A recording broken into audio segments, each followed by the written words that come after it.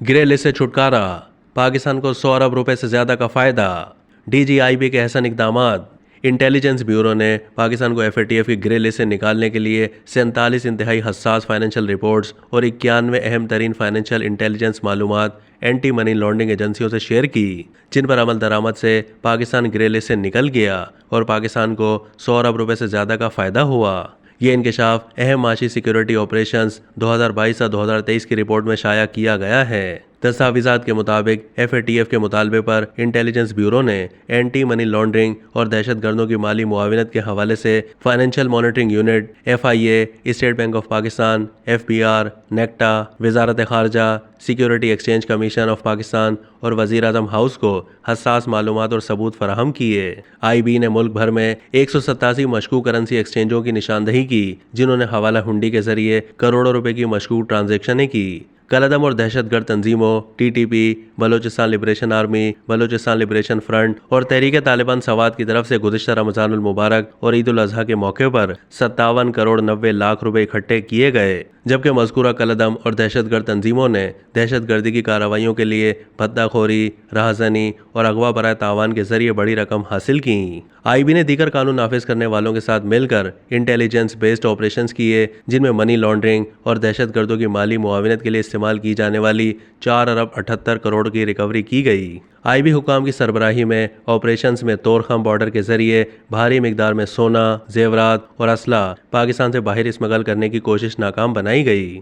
IB ने 29 अहम सियासी शख्सियात, 89 आला सरकारी अफसरान के नाम भी वज़ीर आज़म को फराहम किए, जो ईरान से अरबों रुपए का पेट्रोल पाकिस्तान स्मगल करने में मुलव्विस हैं। IB के मालूमात और निशानदही पर गंदम ज़ख़ीरा करने वाले 592 ज़ख़ीरा अंदोज़ों के खिलाफ 417 इंटेलिजेंस बेस्ड ऑपरेशंस किए गए और कार्रवाइयों में अफगानिस्तान स्मगल करने के लिए ज़ख़ीरा की गई 90,147 मेट्रिक टन बरामद की गई, जो कि लोकल मार्केट में आटे की बढ़ती हुई कीमतों और स्मगलिंग के खिलाफ बड़ी कामयाबी थी, जिसने फूड सिक्योरिटी और माशी इस्तेहकाम में अहम किरदार अदा किया।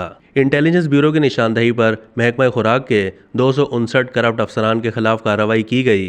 IB की तरफ से 2022 से 2023 के दौरान चीनी ज़ख़ीरा करने वालों के खिलाफ कामयाब ऑपरेशंस किए गए, जिनसे 12,409 मेट्रिक टन चीनी बरामद की गई। खाद के 405 ज़ख़ीरा अंदोज़ों और 64 स्मगलरों के खिलाफ कार्रवाई की गई, जिससे अरबों रुपए की खाद अफगानिस्तान स्मगल करने की कोशिश नाकाम बनाई गई। मुल्क में खाद की वाफर मिकदार होने की वजह से कीमतों में इजाफा न हो सका और किसानों को मुनासिब रेट्स पर खाद दस्तियाब रही।